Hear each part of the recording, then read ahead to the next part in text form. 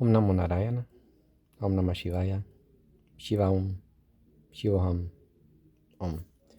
Welcome to another Satsang with your host, Chuck the Yogi from the Yogi Cave, and I'm using natural lighting, except for my laptop here because the electrical grid has been out due to a storm for a couple days and won't be back online until tomorrow, most likely, because, this is a poorer side of town and it will get last priority.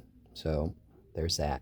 So I'll be able to upload this on Instagram today, but I won't be able to upload it onto YouTube, my YouTube channel, until tomorrow. So we'll deal with what we can.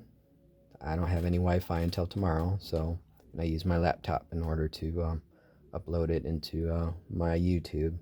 So there's that in a nutshell. But irregardless, let us continue with the Kaulanyana Nirnaya. All Deveshi, one should know the jewels of the Kulagama. The first diverts the graying of the hair, the second gives fulfillment of desires, the third enables one to assume any form one desires, the fourth gives immortality, and the fifth is the great jewel which destroys old age and death. So there we go with the Siddhis.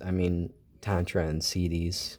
This is inextricable. One can't be without the other when it comes to these ancient strains of Tantra.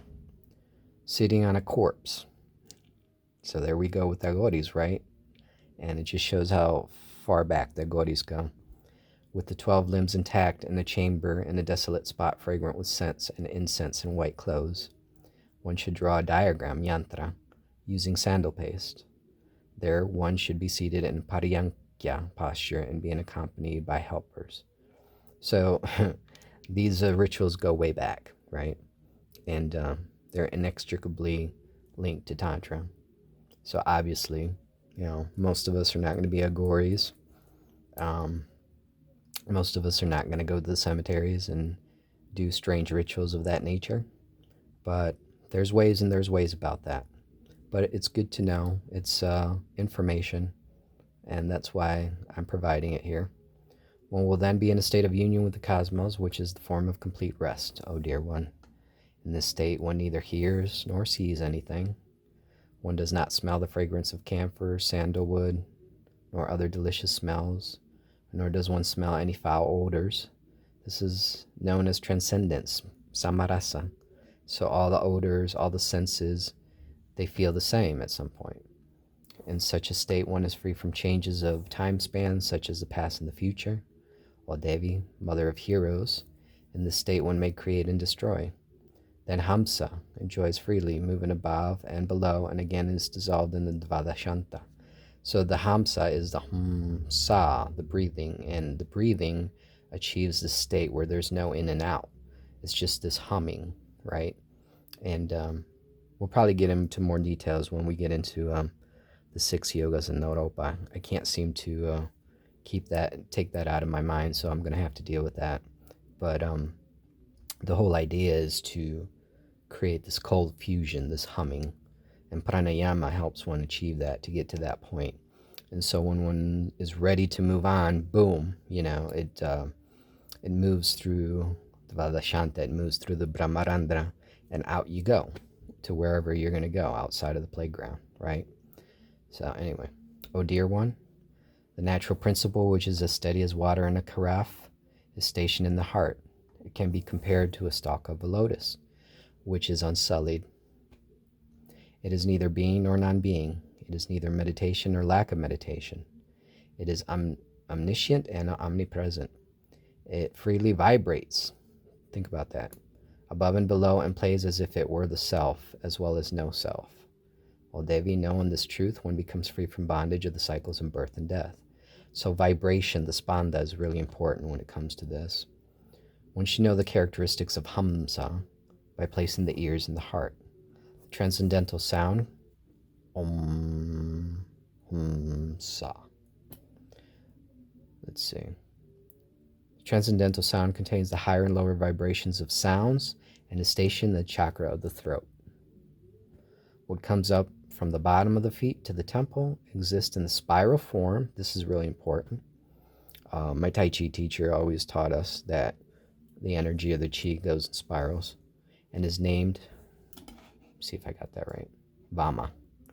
It rises up to the anus and then again dissolves in the Vadashanta. So there's a circulation of energy that goes up and down. This is what we're talking about here. The energy body.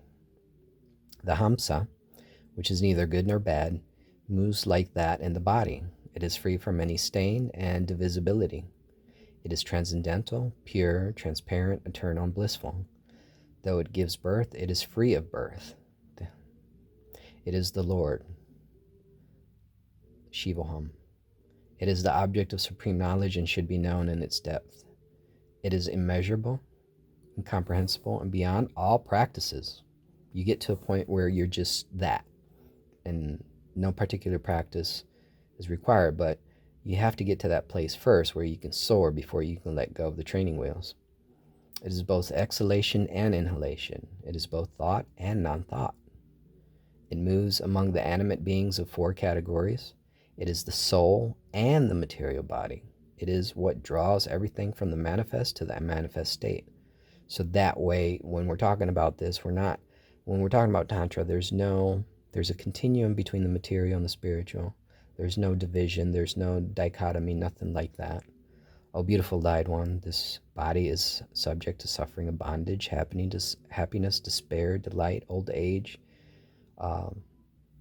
hunger, thirst, delusion, what did I miss? Death, fear, and greed, poverty, fetters, etc. befall the body only, but the Hamsa cannot be cut by any weapon or powerful discus, chakra. It cannot be pierced by a thunderbolt, a chavajra, nor can fire burn it. It cannot die by water. It is not subject to delusion, attachment, vanity, and envy, greed, and anger. It is not disturbed by anxiety, O giver of boons. So that's in traditional Indian parlance would be called the Atman. O giver of boons, all these lapses among the senses belong to the senses and the elements. The supreme living being, master of jivas, is the self. He is the Hamsa. He is the super pervasive Shiva, the auspicious one. He is the cosmic mind. So what is the division between the Buddha Dharma and the Sanatana Dharma? There's none here. He is the cause of creation. He pervades the universe of the movable and the immovable. One achieves both enjoyment, bhoga, and emancipation, moksha, by knowing the Supreme Self through his own self. Self becomes self. So bhoga and moksha, there's this continuum. There's not a dichotomy here. Enjoyment and liberation. The guru is the primary self. After binding oneself to the guru, one may become free, since one is the guru of oneself. Think about that. Now the guru, whatever the guru may be, is a catalyst for the inner guru. Now without that, it is much harder for a person to kind of stumble his way into enlightenment, right? So that should be taken into consideration. O dear one, by knowing the Supreme Self through one's own self, which is manifest in bodily form, one knows how to become a king of yogis, Yogi Rash. Then one is known as Shiva and becomes free of all bondages and in turn liberates others. So the point is not just me, it's about spreading the good word, so to speak. And the word is a vibration, right? Not a word on a piece of paper, right? Like that one which is immaculate as a lotus born of mud, yet it remains stainless. The very Shiva plays with bodies of all human beings in the world, his Leela. One who knows the Supreme Self and its characteristics can free others by simply touching them. And there is no doubt about this.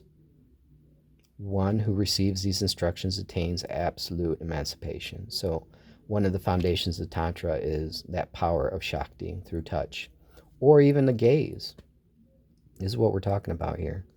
By bathing or anointing or by being touched by the feet of one who knows the Supreme Self, one becomes eligible for emancipation. When a realized soul eats, all the movable and movable entities are fed.